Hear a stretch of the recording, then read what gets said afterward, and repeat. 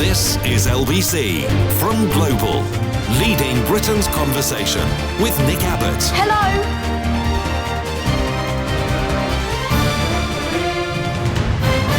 Well, let's get back to it. Texts and tweets and such from last night. Gillian tweeted, I think we should have VAR in Parliament every time Bodger opens his mouth. Parliament stops to fact-check him. And usually will usually will probably come up with the answer. Liar! And then the VAR will get chucked out. You can lie, but you just can't say that someone's lied, because, you know, that makes sense. Sedley texted, have you seen the video of a documentary that a French TV company made of Smug when he was 12? Says all we need to know about him. Yes, it does. What we know about him is that he was given a boatload of money by his daddy, and he made a boatload of money with it. Just like, the orange whiner. I'm a whiner, and I keep whining and whining. Same deal. That guy. Oh, you really are the most wonderful person, he says, gazing at his reflection in the mirror. Cube tweets, I never told my neighbour that their noisy music annoys me, but if I was asked on a daily survey by SMS about it, I would probably be honest. On top of that, they have aggressive bulldogs. What are you talking about? What are you talking about, Cube? You tube. Matt texts, Boris has always been a nasty piece of work, bullying those he thinks are beneath him at school or uni. He needs his comeuppance. The label of being the worst PM in history might do it. The worst PM in history. Name a worse one. I double dare you. Not my memory. Dave text, didn't Bodger hide in a freezer once? Yeah. From breakfast television, if you can believe that. Yes. I think we've elected, we're going to have to admit to ourselves that we've elected Flashman as our Prime Minister. As painful as though that is to admit. Josh says, journalists are partly to blame for politicians getting away with not answering questions. They are far too forgiving and should toughen up and insist on the initial question being answered. That's right. Couldn't agree more. They should be a little less British and a bit more Australian. T-Tex, please don't talk about Johnson's private jet trip to Blackpool or he'll make the pilot resign. Good one, T. Yeah, he's rearranging the decks on the chairs on the deck of the Titanic. Because, you know, that'll work. If it doesn't work, then the Conservative Party are going to rearrange their chairs on the decks of their Titanic. They're going to defenestrate the captain. They're going to keep ploughing ahead on the same route and pretend that they're a completely different company. That's their trick. So be concerned, be very concerned if they do actually get rid of Bodge. Who's it going to be? Who's going to replace him? I bet they're going to be worse. And they'll all be the same people behind, you know, pulling the strings, making it happen. The money people. Those people. All the same people. It's going to be the same thing, just a different spokesmodel. They're not going to change. They're not going to chart a different course. They're not going to suddenly acquire a degree of kindness. Anybody think they're going to acquire a degree of kindness with a new leader? I'll take that as a no. Sylvia texts, it's your fault, I'm addicted to Wordle. Oh, the one today got me puzzling, but I got it in 4. I haven't failed it yet, and that makes me dissatisfied. I'm not angry, I'm just disappointed in Wordle. I can't respect a quiz that I can't fail. Bill says, HMRC wrote to me today to say that my tax return was outstanding. It really is nice of them to say so. I can't even remember sending it in. These are the jokes, folks. Now, normally I hate listeners with material. When I say hate, I mean disapprove of vehemently. Not actually hate, you know, because that seems too strong an emotion. But I disapprove of. But I will give you a pass on that one, Bill. Good one. Even though it wasn't your own. But there are no new jokes anymore. Everything's been done under the sun. Just ask Pink Floyd. Rock and roll! Paula tweets, do you remember when Theresa May sacked Johnson and he just wouldn't leave the building? She put a lead on him and he played dead. He just lay on the rug, not moving. I'm not going out. It's raining. Paula tweets, he's doing it again. He just refuses to go and is way out of control. Yeah, I think that's probably just about accurate. Way out of control, Bodger. Yeah. Wait a minute. Nick tweets, you have missed the main... How many more of these have I got to... Oh, hey, look. No, I've almost completely wiped up last night's tweets. Because my glamorous assistant has been more discerning now. He's chucking loads of them away. It's not my fault. You want to blame him? He used to just throw everything up there, and it used to take me forever. Just thousands of them that I'd never get through. Now he's going through them with a fine tooth comb, inspecting them with a microscope for, veracity and humorousness. Nick tweets, you have missed the main reason the UK is unlikely to ever have proportional representation. Any government that could change the rules will have been elected under the first-past-the-post system and would therefore have no interest in changing it to PR. Nick, I can't remember the amount of times I've said pretty much those exact same words. I have not missed it. I have repeated it. I've highlighted it. I've underlined it and printed it in bold. Mark says, if Bozo was captain of the Titanic, he'd be the one running to the lifeboats, pushing all the kids and the women overboard to get there. Yes. He'd be bouncing kids over the side railings in order to acquire the first seat in the best lifeboat. You bet he would. And finally from last night, Sandra texts, Nick, do you collect anything? I collect cubes. I have no idea what that means. You collect cubes. Okay.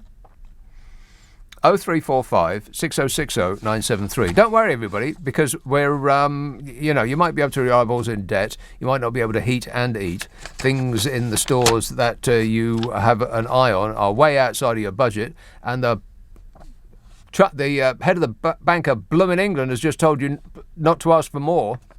You've gone there with your begging bowl out saying, please, sir, can I have some more? And he said, No.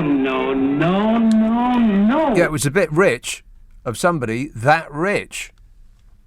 But never mind about all of that, because a campaign for an extra permanent bank holiday to honour the Queen's 70 years of service has the backing of Boris Johnson. Of course it does. Anything to get us to talk about something other than Bodger's constant lying, the underhand dealings of the regime, the moralities of sewer rats, and the mass abandonment of the dear leader by those who rode on his back thus far, and have been totally okay with everything about him until now, but seem to have suddenly realised who he really is and said, right, that's it, I'm leaving.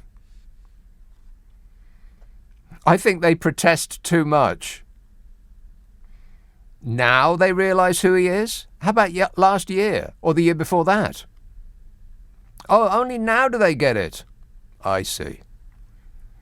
Now he's wounded and oozing vital life fluids. It's understood the PM and his wife are highly supportive of a new thank holiday starting in 2023. Thank you. The plan would, in effect, make permanent an extra public holiday introduced in celebration of Her Majesty's Platinum Jubilee. I want one of those souvenir teacups. Did you read about that? God, what a story.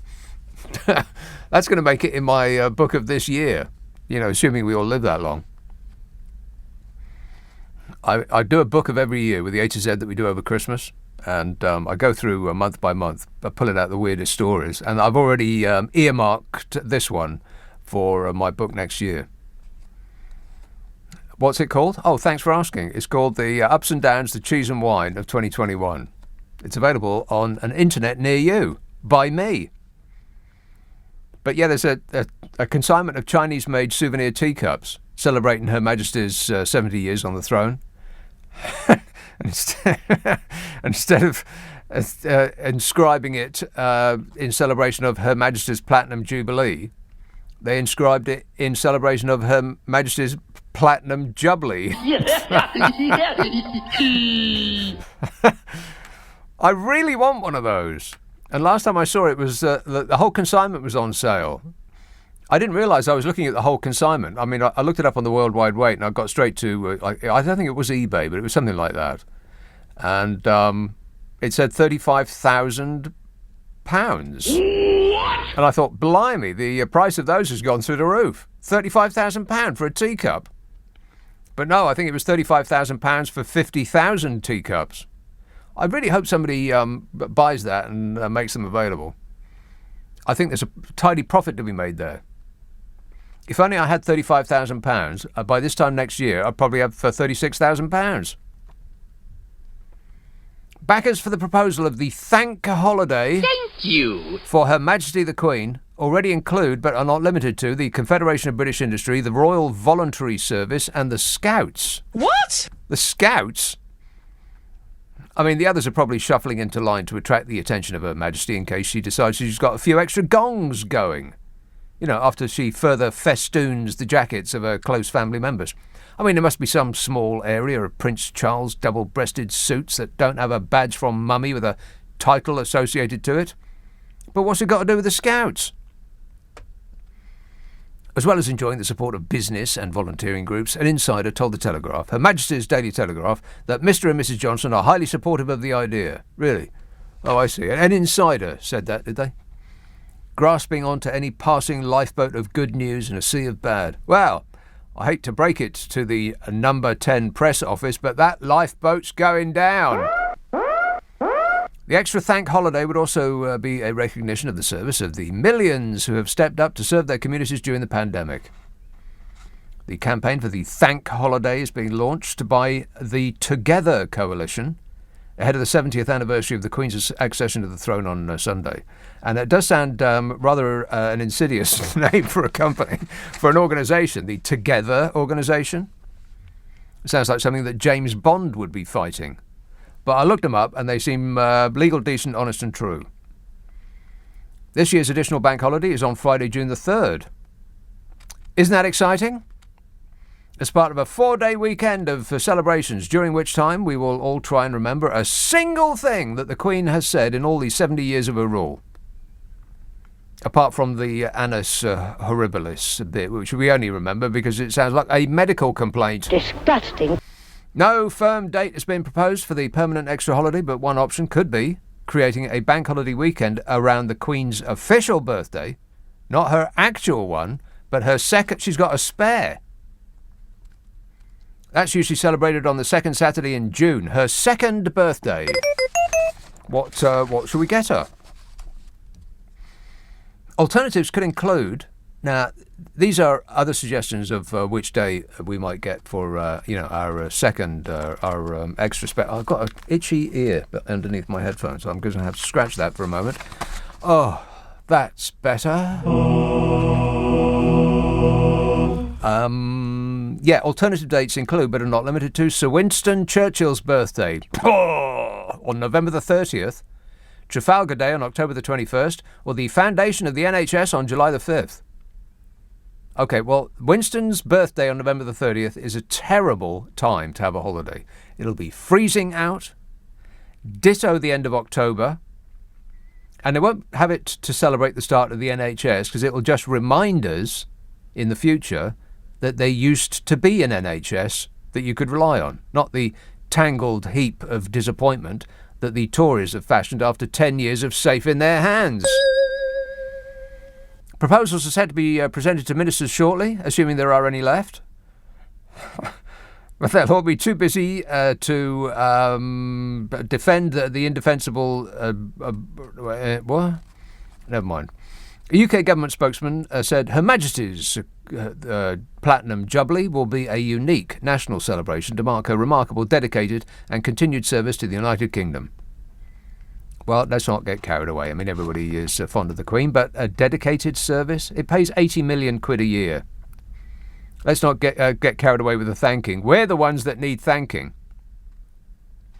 Francis O'Grady, General Secretary of the TUC, said an extra public holiday every year would be a great way to thank workers across the UK for getting us through these tough times. Appreciate it. Or we could just get Bodger Johnson to give us a round of applause for 2 minutes every Thursday evening for a month and be grateful for what we get. 0345 6060 973. Text 84850. Email nicka@lbc.co.uk. And if you're on Twitter, it's at LBC. Fridays, I sort of, as I'm saying that, I'm half reading the first text I've got. It contains the name Jimmy Carr. Oh, no. I'll come to that in a minute. 0345 6060 973. Friday, Saturday, Sunday night at 10. Nick Abbott, LBC. This is LBC with Nick Abbott. Call 0345 6060 973. Tweet at LBC. Text 84850. Who do you think you're talking to? A bloke called Steve in Manchester. Hello, Steve. Hello, bloke called Nick. Yes. You all right? Good, thanks. It's been a quiet week, hasn't it, on the news Very, front? very quiet, yeah. Nothing's happened so far.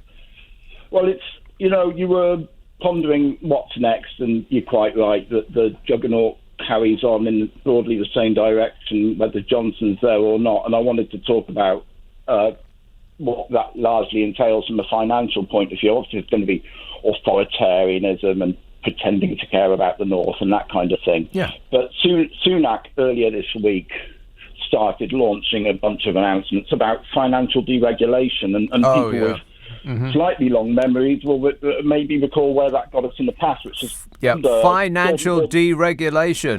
Warning! Which I think is actually why we have left the European Union, why we were persuaded to act against our best interest to leave the European Union, so the banking racket could get back to what it does best, taking our money from us. And laundering Russian and Saudi money and the no like doubt. of that as well. But what interests me is what that kind of led to, not just obviously the financial calamity that happened after that, but, if we dredge our memories, along with the expenses scandal and stuff, 10-ish years ago, there was an enormous amount of dissatisfaction and anger with the system, the establishment.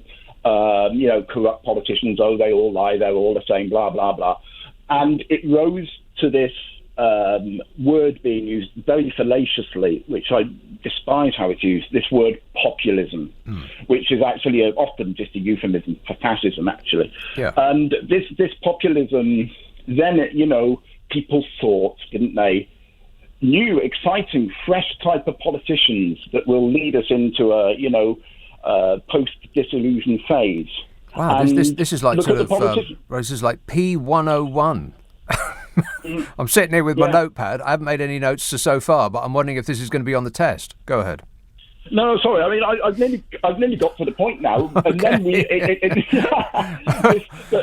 who told us that these politicians, these populists, were anti-establishment? Well, the establishment told us that, didn't they? They're not anti-establishment. They are the establishment. They are the establishment, exactly. So within 15 years, we come full circle with our own kind of fake, not rebellion exactly, but our own fake civil insurgency against this nonsense that caused all that stuff 10 years ago, and now we signed up for another bunch of it without barely realising because of everything else that's gone on, and that's P101 concluded. OK, excellent work. Thanks a lot, Steve. 0345 6060 973. He's absolutely right about that. They're going hell for leather to deregulate the finance racket because, what could possibly go wrong?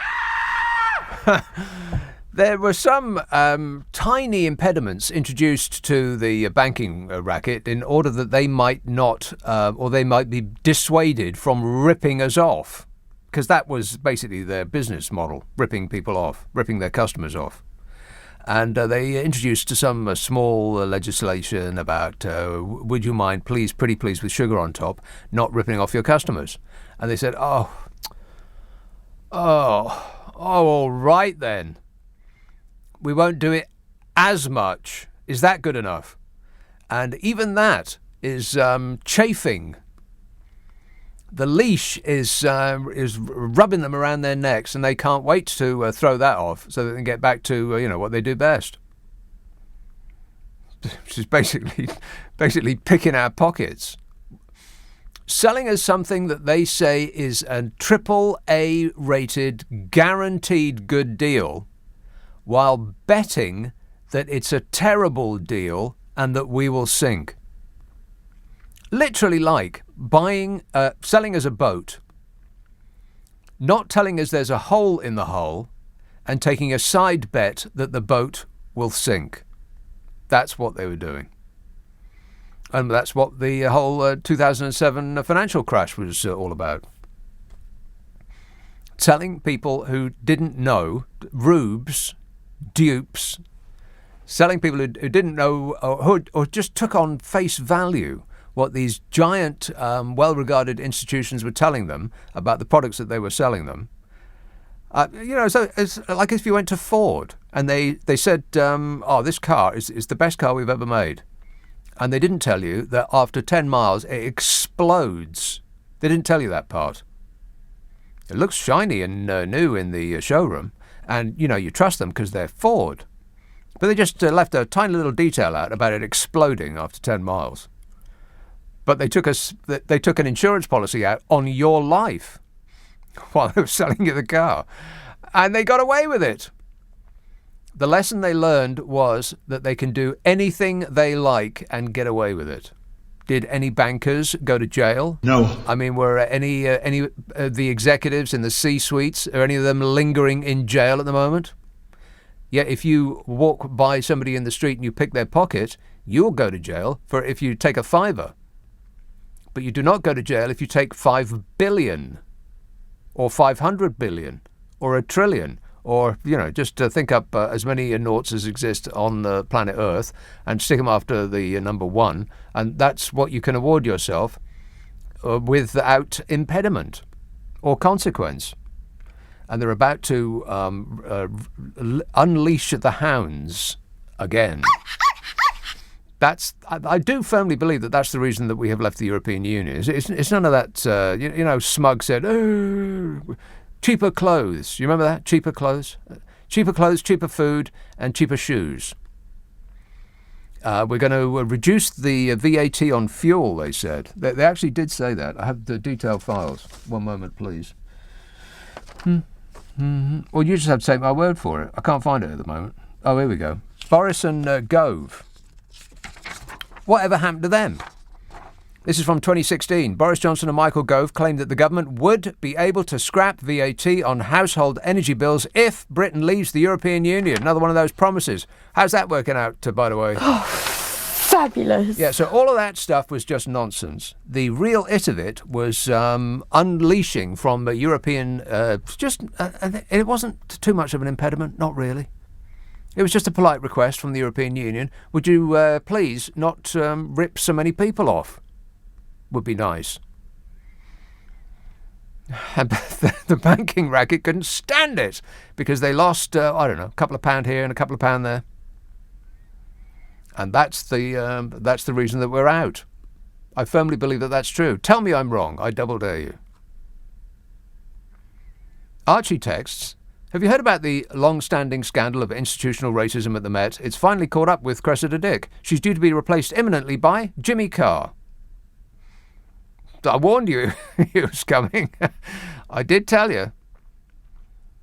Rose texts, there's still no serious attempt to avert the cold, hunger and resulting ill health soon to afflict millions of people in the energy crisis. Funds must be found. First, properly tax massive personal wealth like that flaunted by the Chancellor. For him to tell the already desperate to live within their means is obscenely inappropriate. The government brazenly abdicates responsibility and is seeing how far it can push towards a let-them-eat-cake scenario. I think we're there, says Rose. I think we're there. Here, has Steve Allen brought in any cake lately? Not a lot. Oh, thanks a lot, Steve. We're starving over here. Fruit he's been bringing in. Disgusting. Nobody wants to eat that. Here's a call in Birmingham. Hello, Guy.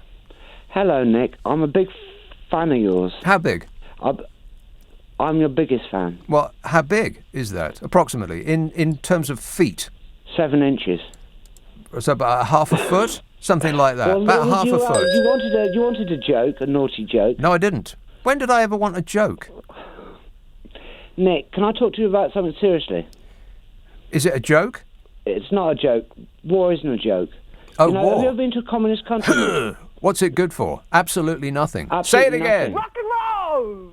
Have you ever been to a communist country, Nick? Ever been to a communist country? Like Vietnam, China, North Korea, Burma? No. What's it like? I used to think... I went to Vietnam, and before I went there, I thought the wrong side won the Vietnam War, but After I went there, I realised the right side one. Right. Couple of clicks up the Dolong River. You've been But the to Americans haven't Nam. learned that lesson of the Vietnam War. They're still opposing China and Russia. I love the smell of napalm in the morning. Smells like victory. You know, someday this war's going to be over. Thanks a lot, Guy, for whatever that was. 0345 6060 973. Text 84850. Email nick@lbc.co.uk. If you're on Twitter, it's at LBC. Friday, Saturday, Sunday night at 10. Nick Abbott, LBC. It's 10:30, the news headlines with Serena Farrow. This is LBC with Nick Abbott. Call 0345 6060 973. Tweet at LBC. Text 84850. I think he's betraying a quite stupefying ignorance. Thanks, Bodger. You're the best. Georgia text, what's the thermostat set at tonight, Nick? 24 roasting degrees. I come into work to warm up. Ricky texts, hey, Ricky, you're so fine. Ricky. Rees-Mogg has today submitted a letter to the 1822 committee. Stop with the jokes. Edward says, if Parliament were to attach Bodger to a lie detector machine, it would end up overheating and catch fire. Yeah, I think probably worse than that. I think it would probably quit just at the very idea. It'd say, right, that's it, I'm leaving. Bye-bye. Zara emails, I've been listening to you and Carol on your excellent podcast. And ever since hearing your weird pronunciations of koyin, which is what she says, and vacuum, which is what I say, it's vacuum. You say it. Vacuum. Why has it got two U's on it then? Vacuum. Vacuum. Says, since hearing that, I have subconsciously starting to say those words like that. It's now all I can think about when I see them. I wish I could rewind and unhear that part of the show and go back to pronouncing them correctly. Well, it's all about the pronunciation. I think you'll find that's right. Yeah, me and Carol do a podcast. Oh, right, yeah. It is a laugh and a half. Oh, right, yeah. It's called What's Your Problem with Nick and Carol, in which the delightful Carol McGiffin and I, who is at this moment sunning herself on an exquisite beach near a 10-star resort. Not that I'm upset about that or anything. But we try to solve people's problems while laughing our faces off. It's the hour in the week that I laugh the most, hands down, easily.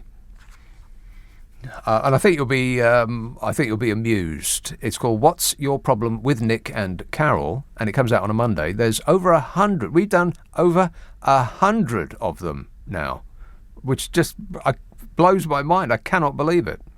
100 hours of amusement that we just plucked out of our ears. Not our rears, our ears. And you can find it on an internet near you. If you go to Global Player, then it's on there, along with the two other podcasts that I do. Just do an internet search on my name, Nick Abbott Podcasts, and it will become clear. Stockton-on-Tees, AJ. Oh, hello, Nick. Thank you for taking my call. AJ. I thought it was pretty cool what you're saying about your pod, where we can't get enough laughter. Pod, Good yeah, one there. that's right. What the world needs now is laughter, sweet laughter. It's the only thing. Sing! What the world needs is love. That's what commercialism, isn't it? It's the real thing, the world. One world. Anyway, my point was concerning. I was singing that song. You were singing the quote. It's a real thing, wasn't it? You were singing. No, it's the real thing. Was that was the Searchers? Oh, I bet I got that right. Was it the Searchers? I just remember it from the advertising. Yeah. Coca-Cola. I know. All these people were loitering on a hillside. What they were doing there, I don't know. They looked like they needed arresting to me. Looked like hippies to me. Want to score some pot? And they were singing about love. Ugh. I love it's the answer. That's right. And the point about Boris Johnson, Nick. Love is the answer. That was Todd Rundgren. Now we really are rattling through the classic rock, the standards. Rock and roll! Yeah. All you need is love, Nick. Right. I have a new appreciation of the Beatles, having seen Get Back, all 6 hours or whatever it is of Get Back. Have you watched that yet? No, is it very good? It's very, very good. It's like being in the studio with the Beatles. It's like you're actually in the room with them. It's excellent. Oh, that sounds super. Yeah. It's a shame to get back to Boris Johnson, really. Get back, exactly. They played that one over and over again. Yeah, good one.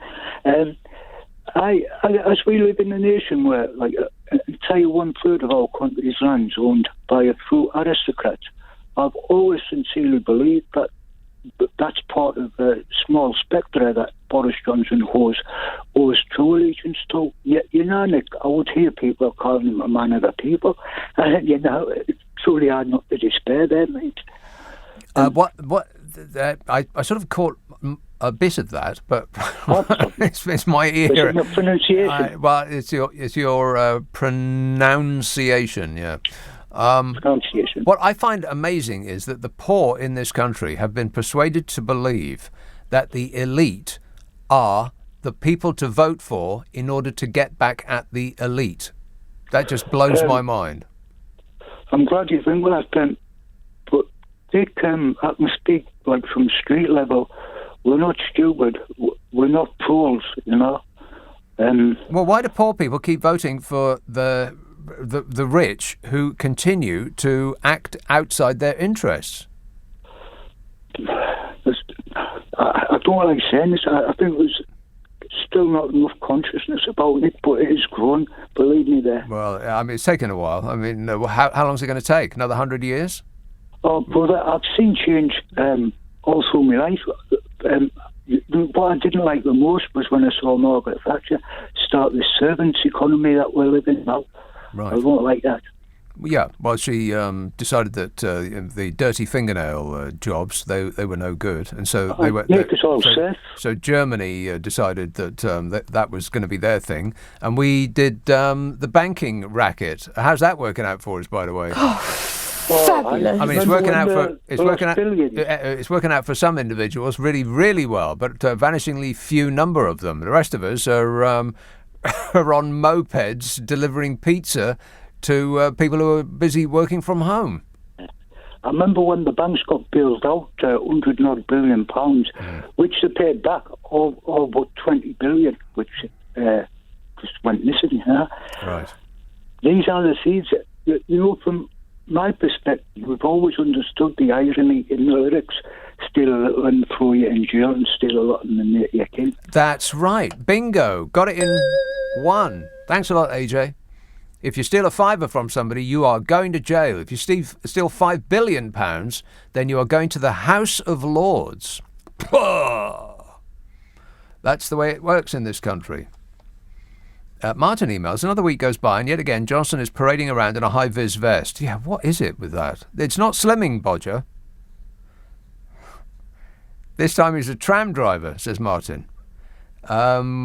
We've had him on the buses, in a digger, in a lab and in a school. Hopefully next week we'll be testing a new helicopter ejector seat. Tony says, I do the 6-lettered Wordle. I didn't know there was such a thing. A 6-lettered Wordle? Is there such a thing? They are more challenging as the 4-lettered ones are too easy. There's a 4-letter one?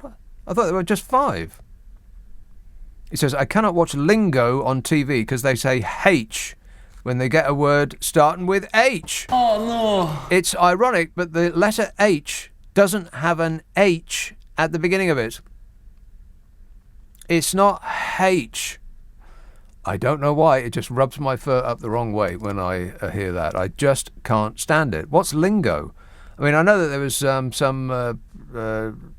outpouring of outrage on the World Wide Web when people said that bloke's just sold Wordle for a small 7-figure sum. I mean, I know a 7-figure sum isn't small, but it was in the low 7 figures, not 100 million, but in the low millions. And they said, well, it's just like this TV program called Lingo, which I've never heard of before, but if you say so. But I did not know that there was a Wordle of different length words. Well, I should have to look into that. Because I would like to fail, every now and again, just to make it interesting. Milton Keynes. Hello, Mark. Mark? Yes, Mark. Nick, hi, man. Yeah. I know you don't like history lessons, but are you old enough to remember? Are you old enough to remember Maggie Thatcher and Sir Bernard Ingham and when she had to go in the stalking force? Do you remember all that stuff? Just vaguely. I wasn't really interested in politics at that time. I was too busy, contemplating the universe. Me too. But some of it did filter through the haze, and that was that there was a well, it was the men in grey suits. There was all that messing around. In the end, the men in grey suits came and took her away. Do you remember? Kind of. Well, they didn't take her away exactly. She left and she cried in the car on the way out. That's right. Yeah, but I mean, the men in grey suits kind of took her away. Yeah. And I remember particularly there was one thing when she said, "This isn't the right time for a leadership election." And as soon as she said that, whoosh, they were in. They hoiked her out there. It's never the right time if you happen to be the leader. That's right. Yeah. And so this lot need to go. The whole lot of them. Well, that's the trouble, is that if they change the leader, then they will present themselves as a brand new party. But every single other person who has been fashioning the direction of this government will still be in position. What was that? What was the stalking horse? John Redwood, who was so right. He was too right wing for Margaret Thatcher. Do you remember? What a frightening thought. Thanks a lot, Mark. 0345 6060 973. Text 84850. Email nick@lbc.co.uk. And if you're on Twitter, it's @LBC. The stuff I want to talk about tonight, it boggles my brain just beginning to imagine where to start. Is what it sounds like between my ears right now. Leading Britain's conversation. LBC with Nick Abbott. What in places goes on inside that head of yours? Chris texts, can you help me decide which would make the better PM? Liz, the brains truss, or Nadine Vacuous Doris? That's his description, not mine. In terms of charisma and intelligence, there's not much separating them. Can I say none of the above? Is that an available option? Upminster. Keith. Hi, Nick. Keith. Just a second, I'll take you off the loudspeaker. Oh, okay, sure. Take better? all the time you need. It's a live show. Yes, go ahead. Okay. Right. Got a little bit of homework for you. Have you heard of Berkshire Hathaway Energy Holdings? Berkshire Hathaway Energy Holdings. They own Northern Power Grid, amongst other UK energy companies. Is that right? And they're owned by Berkshire Hathaway, which is a multinational conglomerate. Isn't it just? And another one of the UK energy companies is owned by Energy de France. That's right. France owns our electricity. Can you believe that? And the US. And probably a few other places as well. Yeah. Probably India and China. And yeah, no doubt. But I just wondered, do you know much about these multinational companies? How this multinational energy market actually works? Because I don't really know. I don't really do the homework now. No. What I find a little confusing is if the price of gas and petrol and diesel and electricity and so on is gone up so much, how come the people that are providing it to us are making record profits? If they're having to pass on these costs to us, how come they're making more money? Because you'd think that unless they were actually doing it in order to scam us, then they would be losing too. But they don't appear to be doing that. Exactly, because the ownership of this country, the owner is actually a multi-billionaire who's a philanthropist. He gives his money to various philanthropic projects like Bill Gates. Funds. Yeah, you and I give money to a charity, or we help out somebody by flipping them 10 pence, and that's not considered much. If you're a billionaire, you are a philanthropist, which is a very long word and it sounds very, very important, but it's them doing the same thing, but with probably less money than it would mean to us to give somebody a fiver. Yeah. Except that they're talking about hundreds of millions of pounds, all of which I am sure is tax deductible. Okay, one more thing, Nick. Yes. As you remember, Alex Harvey died 40 years ago on Friday. Did he? And I just wondered if you'd had the 4th of February 82, 4th of February 1982. Right. I don't know if you remember, I was trying to write some lyrics about the wine and sleeves party the other week. About the what?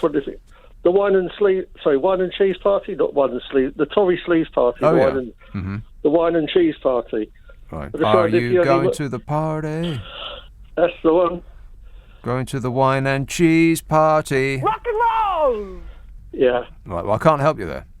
But I could sing it for you. Maybe you could play Alex Harvey at the end of the show tonight. Absolutely, that's what we're going to do. We're going to line it up right now. Alex, we are all day, all Alex Harvey station from now on. Thanks a lot, Keith. Excellent work.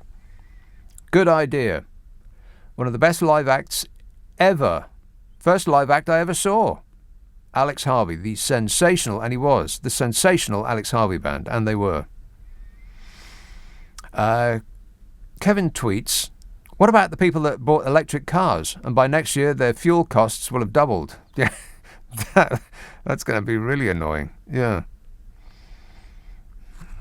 Talking about massive profits, it is quite possible that if your energy provider is one of those that's bitten the dust, and the reason that they haven't made massive profits is because they didn't really have enough. They weren't.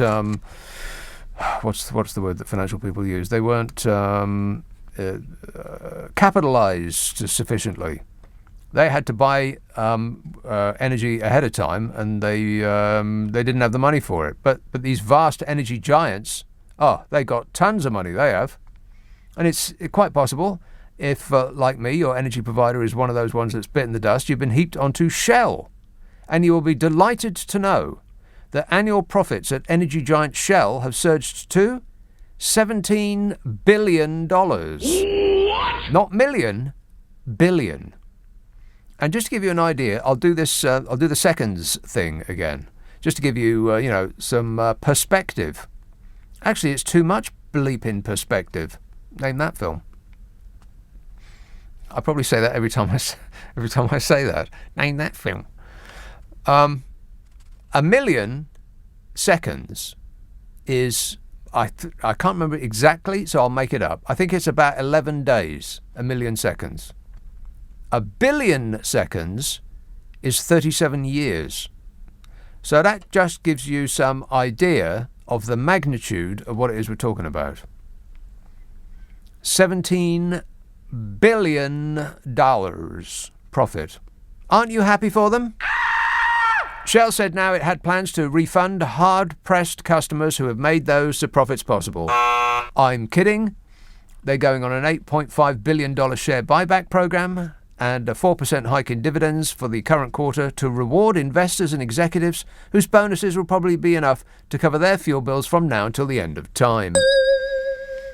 The Labour Party reiterated its call for a windfall tax on North Sea energy firms to support hard-pressed consumers struggling with their bills. But hard-pressed consumers struggling with their bills said that sounds like socialism, and we don't want any of that around these parts. We'd prefer to freeze to death, they said. Stripping out one-off costs, Shell's earnings were $19.3 billion for the year, up almost $5 billion since 2020. Blimey. It comes at a time when prices on wholesale markets are running at about 4 times the level of a year ago. 400% up. They didn't actually have to do anything. They just sat there and watched as the prices skyrocketed. Shell was able to earn $8.88 for every 1,000 cubic feet of gas sold in the fourth quarter, up from $4.31 just 6 months earlier. Wow, wouldn't it be great? I mean, just imagine that if the service you provided had doubled in value in 6 months. Demand for oil has also bounced back after the pandemic, about 50% higher than this time last year. They didn't have to do anything about it. They just had to sit back and watch the price skyrocket. Richard Hunter, head of markets at Interactive Investor, said Shell has turned to form as it finds itself awash with cash. Awash with cash. Just think of all those happy millionaire share owners when you try to scrape enough coppers together from down the back of the sofa to heat a tin of beans for your dinner. They're awash with cash. Ed Miliband, out of the Labour Party, said North Sea oil and gas producers who've made a fortune recently should be asked to contribute. Well, who would deny that? The government. That is not what the government thinks. They've been very clear about that. You know, one of their favourite phrases. Very clear that they choose to encourage a multinational corporation's vast profits over your ability to heat and eat.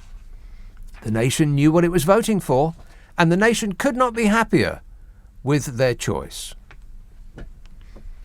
But Labour's Shadow Treasury Chief Secretary Pat McFadden said Shell's bumper profits showed why a windfall tax was the best way to fund a support package for struggling families. Taking aim at Fishy Sunak, he said he's not asking the oil and gas companies who are making the most out of this to pay a single penny towards this. He said instead he's doing it on a buy now, pay later fashion. Yeah, exactly. The money that we're going to get from the government is a loan. We're going to have to pay it back. For Shell, the rises in gas prices and an 18% spike in the price at which its upstream business sold oil helped propel it to a $16.3 billion pre-tax profit in the fourth quarter. 3 months. $16.3 billion in 3 months. Wow. And if combined with the sale of a massive US oil field, they for $5.5 billion and $8.5 billion are going to be returned to investors. They're going to be buying back their shares, a share buyback scheme. And if you're thinking, well, those shareholders are probably children's charities or puppy rescue centres. No, I looked it up. The top 10 stockholders of Shell, are wealth asset management firms for the super rich. If you have to ask how much they charge to manage your wealth, you haven't got enough wealth for them to be interested in talking to you. Meanwhile, us poor dopes who've made all this possible, regulators say that the energy price cap's about to rise by 650 quid. The average household bill, nearly £2,000 shortly, £2,000. And at the same time, of course, the Bank of England is raising interest rates for the second month running, higher mortgage payments. We're about to face a rise in national insurance and council tax and other household bills. And what's our cashmere hoodie catalogue model Chancellor Fishy Sunak doing? Offering us a temporary rebate on our bills of around 200 quid that we've got to pay back. Oh, fabulous. Thanks, Fishy. You're the best. I bet you're wondering what other countries in Europe are doing. I mean, we don't seem to be doing much here. What are other countries in Europe doing, I wonder? Well, pretty much every country in the EU is reducing VAT on energy bills. A quarter are levelling windfall taxes on energy firms. France, Germany, Romania and Cyprus are mandating price restrictions on state-owned energy firms, and we're not doing any of that. Thank goodness that we aren't following the evil socialist European empire's example. We will starve in our hovels and we will freeze in our beds, and it will be glorious because we will be free of the shackles of the communist unelected elite in Brussels. Freedom! What a way to run a country, eh? Dreadful. 0345 6060 973. Friday, Saturday, Sunday night at 10. Nick Abbot, LBC.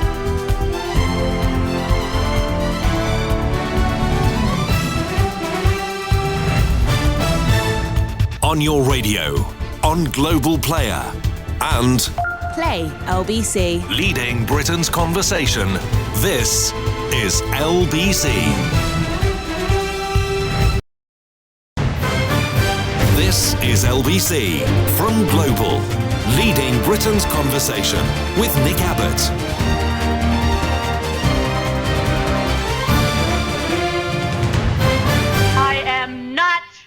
One of your fans! Thanks, Serena Farrow, for the update on the football. Now I don't have to watch Match of the Day. All of that time I've saved. Damn it! Sue texts, who did you vote for, Nick? What, you mean in the last general election? I think the last two times I voted, one was for the Lib Dems and one was for the Greenies. Groovy. The Groovy Greenies. I think it was Lib Dems in the national and Greenies in the local. As you were asking, what's it got to do with you? Kevin texts, I suspect they've all left because they know there's something even worse pending that we don't know about yet. Yeah, I would be remotely surprised. I mean, if we know about everything that we know about, Shall I start that sentence again? No. You know the stuff that we know about? I bet there's more. If we know about the things that we know about, can you imagine the things that we don't know about? Nathan says people used to talk about freedom as a singular abstract concept. Recently, people have started talking about freedoms, plurally, as if they are physical objects. When did freedoms become a commodity? I don't want to possess freedoms. I want to be free, says Nathan. I don't know, he sounds like the sort of person who should be in jail to me. Get Priti Patel on the phone. Got another one. M tweets, Johnson was only clapping in Downing Street to hide the sound of the party inside. Yeah, that's why he looked so dishevelled when he came out onto the doorstep there. He was, inside they were having a party. He's like, keep it down. I've got to go out and clap for some nurses. Nikki says, are you taking the Bank of England governor's advice and not asking for a pay rise this year? Well, asking isn't getting. So there's that. Nick texts, I have a prediction. Dominic Raab will be going on holiday in the next few weeks. During the last large world problem, Afghanistan, he was on his holidays. Bodger has weeks to go. Therefore, he will be our pin-up PM. Tan and all, God bless us, sad face, says Nick. Well, that's the problem, isn't it? You get rid of Bodge, and who's it going to be?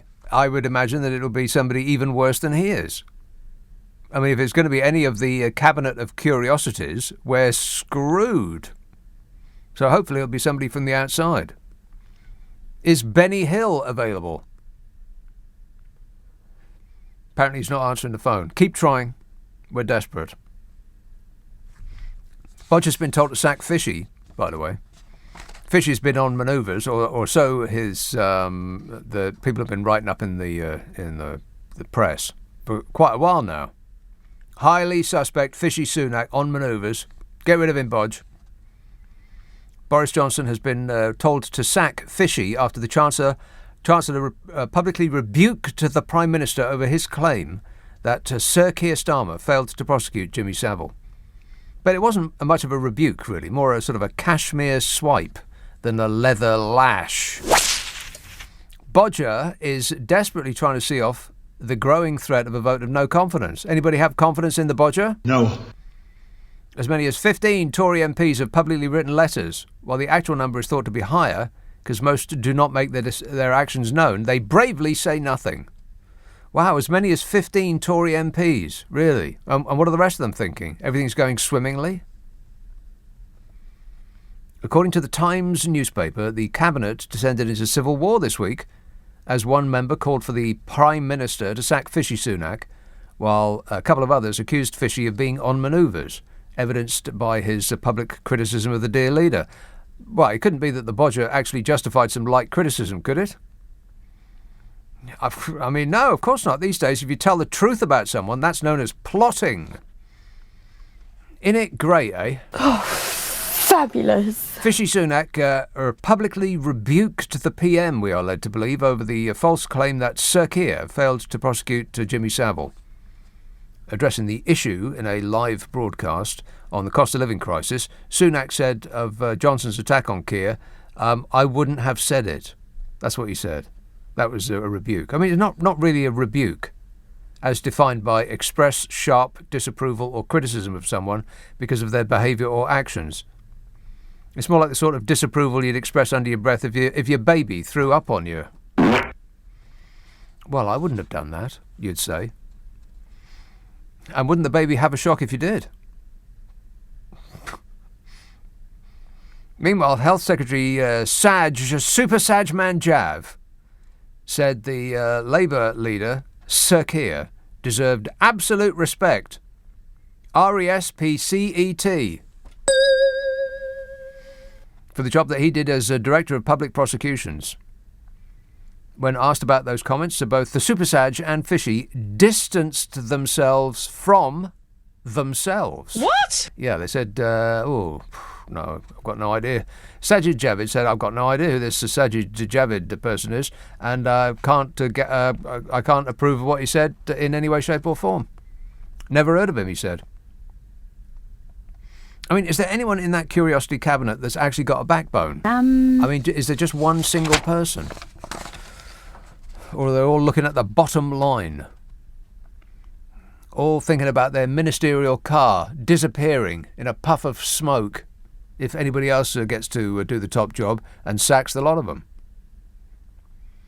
I mean, I think that Bodger's been doling out the Kool-Aid and they just can't get enough of it. Suitcases full of it they've gone through. Booze. Former Minister Nick Gibb, former minister yet, he said the time had come for the PM to go, and he suggested that Bodge had not been truthful in his explanations of parties reportedly held in Number 10 and across Whitehall during COVID measures. Not been truthful? Yes. Do you really think so? Gibb, who is reported to have submitted a no-confidence letter to Sir Graham Brady, brings the number of Tory MPs who have now publicly called for Johnson to get out to 15, which is pretty weak considering how many of them there are.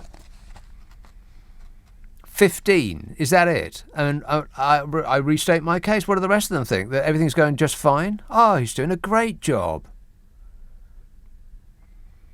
The number's expected to be higher because they do it in secret. You know, they don't want to stick their necks out. And if the coup fails, they can say, we were rooting for you all along, Bodge. You're the best. What seems odd is that they don't think that the wildebeest has been injured enough to go in for the kill. I mean, what are they waiting for? A scandal? Read the news. He's up to his eyebrows in scandals. I mean, if it hasn't happened yet, if they're lying in the sand, if they haven't breached it yet, then it's hard to know what it is that they're actually waiting for. I mean, what has he got to do? Walk out into Piccadilly Circus and shoot someone?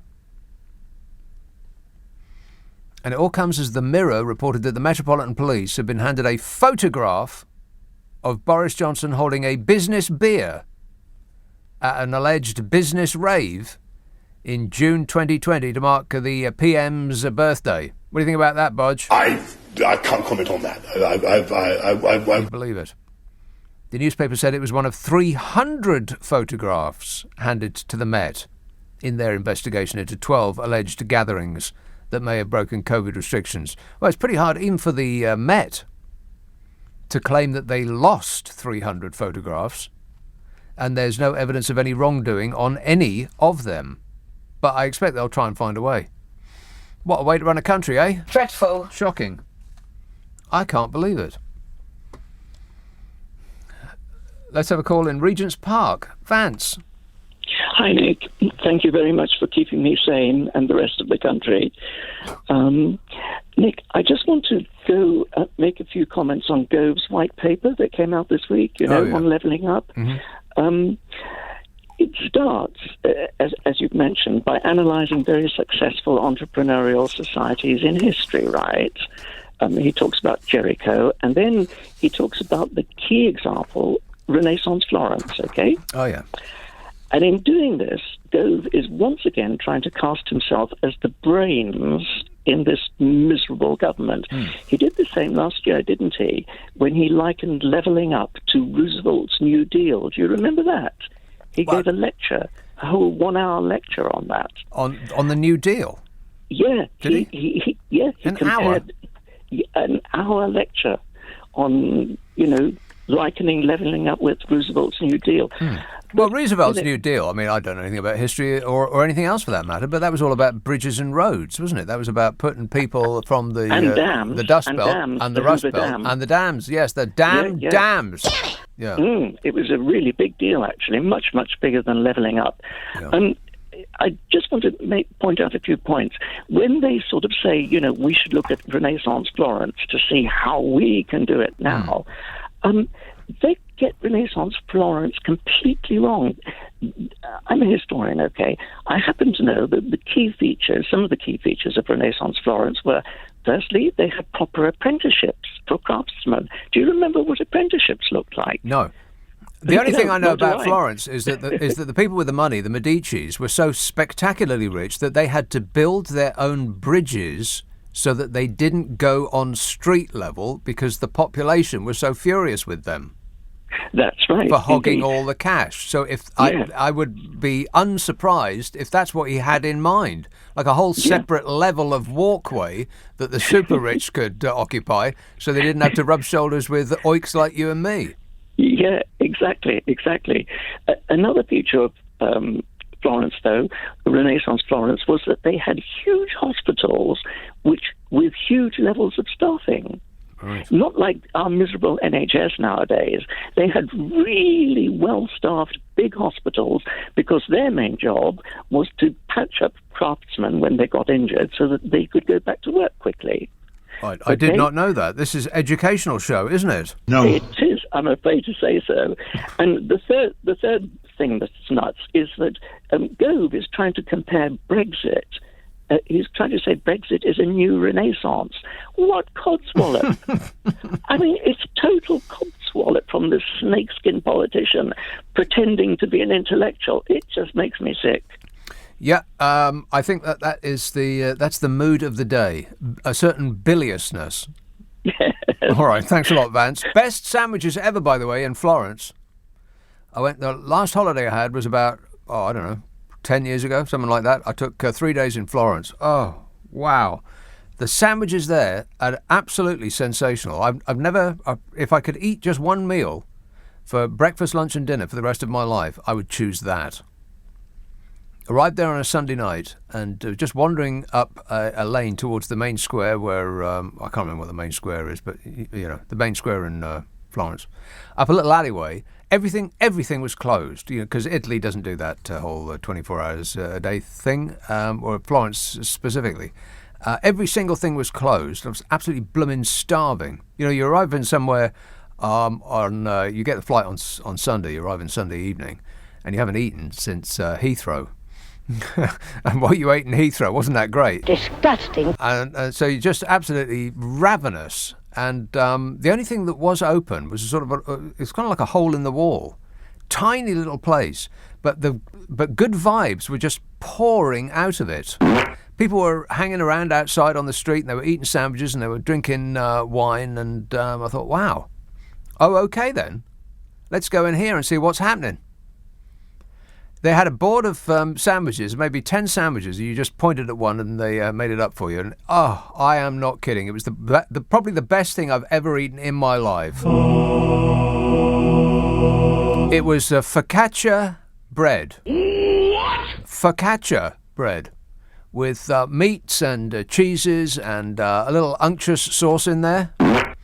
Oh, it was so good that I went back the next day and had it again, and then for lunch, and then again in the evening, and then again for lunch the next day, and then again in the evening, and then on the last day, with maybe a half an hour to spare to get out of the flat that I was renting and get the cab to the airport, I ran to the sandwich shop just to get one last sandwich so I could take it with me on the plane. Oh. And I looked it up on TripAdvisor because I thought I must tell people about this place. It's absolutely incredible. And at the time, I don't know what its rating is now, but at the time, it also happened to be the #1 rated eatery in Florence. So, every now and again, you can trust the wisdom of the crowds. I'd go back there just to eat that sandwich again. Oh, so yummy. And what does Steve Allen bring the troops to eat? Apples. Ugh. No one wants to eat that, Steve. 0345 6060 973. Text 84850. Email nick@lbc.co.uk. If you're on Twitter, it's @LBC. Friday, Saturday, Sunday night at 10. Nick Abbott, LBC. Leading Britain's conversation. LBC with Nick Abbott. What's he got to be depressed about? That I'll probably never have that sandwich again. Oh, well, never mind. You know me. I never complain. Whinging and whining and moaning. John emails, Bodger has a new friend. Appointed Guto to gaslight you journalists as if Nadine was not enough. Oh. Should we talk about Nadine, Doris? Oh, all right then. In a minute. Not now. In a minute. Kilburn. Hello, Joseph. Hello, Nick. Yes, sir. evening. Yes. Your favourite focaccia restaurant is online. Is it? Al Antico Yeah, that's right. Fineo. Yeah, I something think like that. Atlantico something or there's other. even a photo of it, Nick, you can have a look at, a man chomping on it. Oh, there it is, right there on my Yes, screen. Look well at done. that sandwich. Wow. Oh, you're home from home, Nick. It's got meat and cheese and pesto and pine nuts and Maybe they can get a scooter and bring it to you. wouldn't that be fabulous? I'd pay an enormous amount of money to eat one of those again. I'd actually fly Can I to just- Florence just on the way to somewhere else just to eat that sandwich. Can I just join your other listeners, Nick, and congratulate you on keeping us all sane in these awful times? All right, thanks a lot, You're doing Joseph. a very sterling job, or should I say non-Euro job. Yeah, non-Euro job, yeah. Good work. Thanks, Joseph. Cheers, mate. 0345 6060 973. There's another sandwich right there. Doesn't that look fabulous? Look at it. It's perfection. I could stare at that all night long. You better take that off my screen because I'm getting super hungry right now. Oh, go on, put it back. No, don't. Take it away again. I won't be able to think of anything else. So yummy. I am not kidding. It's the best sandwich I've ever had by a considerable margin. Why can't anybody else make a sandwich like that? I mean, every other sandwich that I've ever had is dull by comparison. Why is it so hard? I mean, they make their own bread in that tiny little hole in the wall, and they just slice their own meats, and they squish their own cheese in it, and they squirt some Parmesan. Not Parmesan. Yeah, pesto, Parmesan pesto all over it. Lovely. And it's huge and gloopy and messy, and it'll go all the way down your front, and you'll be sucking the juice out of your shirt. It's so good. And what do we get? What do we get here?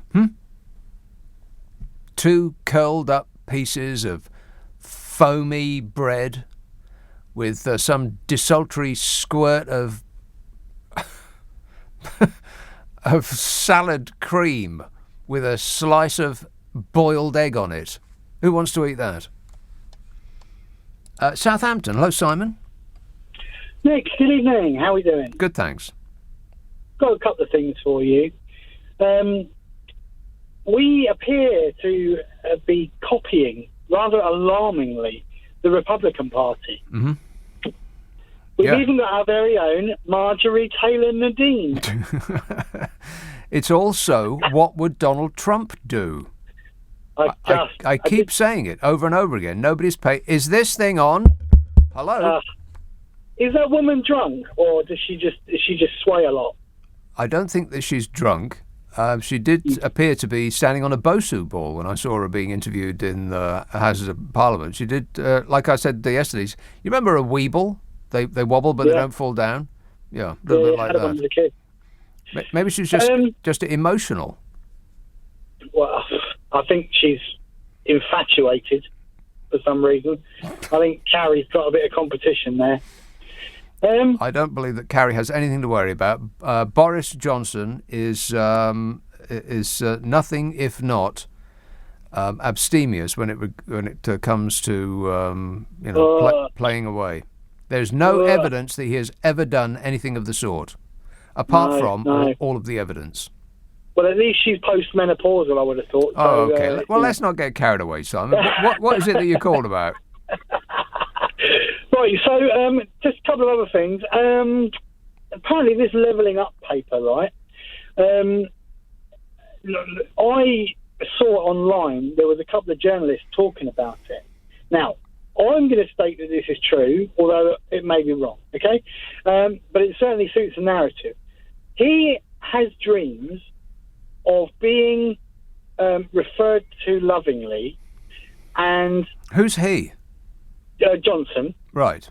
Giving people money or spending money on things and having statues and monuments built to honour him. Yeah. Right? The other thing is... If only we could find enough brass, somebody would be doing it right now. Wow. The other thing is, in the levelling paper, you know how he likes to have things named after him? Yes. Boris Bridge, Boris Island, Boris Bikes, Boris. Well, house prices are going to take a tumble because he's going to build Boris Boroughs. Boris Boroughs? Yep. And the last thing I've got, which is quite a positive thing, I think, is I was watching a conference last night with Andy Burnham and some other people, and Andy Burnham is extremely pro-UBI. So we need to get that man into power. Universal Basic Income. Yep. Right. Which is that man to be in power. Which is described as socialism because it would benefit the many. But when it's an enormous amount, when it would be like the same amount of money but benefiting a few, then that's just good business sense. All right, thanks a lot, Simon. Here's a Go's levelling up agenda: increase employment, pay, and productivity across the UK. Right. Okay. How are you going to do that then? Public transport across the UK is to be close to the standard of London's. What, unreliable, you mean? There is to be a significant reduction in the rates of illiteracy and innumeracy across the UK. Right, well, how are you going to do that then? There's to be a significant increase in the number of people completing higher level skills training. There's to be a narrowing of discrepancies across the regions in healthy life expectancy. Well, how are you going to do that then? There's going to be an improvement in perceived well-being across the UK. What, HAPPY-ness? There's going to be a rise in pride in place in all areas of the UK. Oh my God, they're going to wrap themselves in flags. There's to be an increase in the first-time house buyers across the UK. How are you going to do that then? And there's going to be a fall in crime, especially violent crime. He's going to just magic it up. You know, if only we had not suffered through the last 11 years of a Labour government under the disastrous premiership of Jeremy Corbyn, then this Conservative administration would not have to have a levelling up agenda because they'd have done it already. Oh, no, wait a minute. That's right. It wasn't them, was it? Levelling up? What are they waiting for? They've been in a position to level us up for the past 11 years. Only now they think, oh, I know. Let's do something for the little people, not leprechauns. You believe that? Bill says, could we have a national holiday on your birthday? August is a great time to get an extra day. It is a great time to get an extra day. They have to put it in the summertime. If they're going to give us another bank holiday, they have to put it in the summertime. When the living is fine, or however that goes. Get Mungo Jerry on the phone. They know all about that. Katerina emails, is there anywhere else I can get your A to Z of 2021 apart from Amazon? I closed my account with them last year, following on from your very good suggestion not to use them. I didn't say anything like that, did I? You might want to use them less, perhaps, and use your local store, because otherwise it'll disappear, and then you'll miss it when it's gone. But no, you don't have to have an account, you just buy it. An account is not necessary, I don't believe. Just buy it, that's all. It's available on ebook form for people that love trees at £1.77, which is the cheapest price they allow it to be printed at. And it's on paperback form for people who really hate trees at slightly more, but there's nothing I can do about that because they've got to, produce the actual physical product. Some bloke's got to go into a forest with an axe and execute a tree. It's called The Cheese and Wine, or The Ups and Downs, The Cheese and Wine of 2021. And it's available on an Amazon store near you soon, if not immediately. 0345 6060 973. Blimey, is that the time? Just past 11:30, the news headlines on LBC with Serena Farrow. This is LBC with Nick Abbott. So they opened their big mouths and out came talk. Talk, talk. Talk. East Yorkshire. Hello, Mike. Hi, Nick. Yeah, you were talking about the children's Christmas wish list just before the news there. They're levelling up. Oh, that, yeah.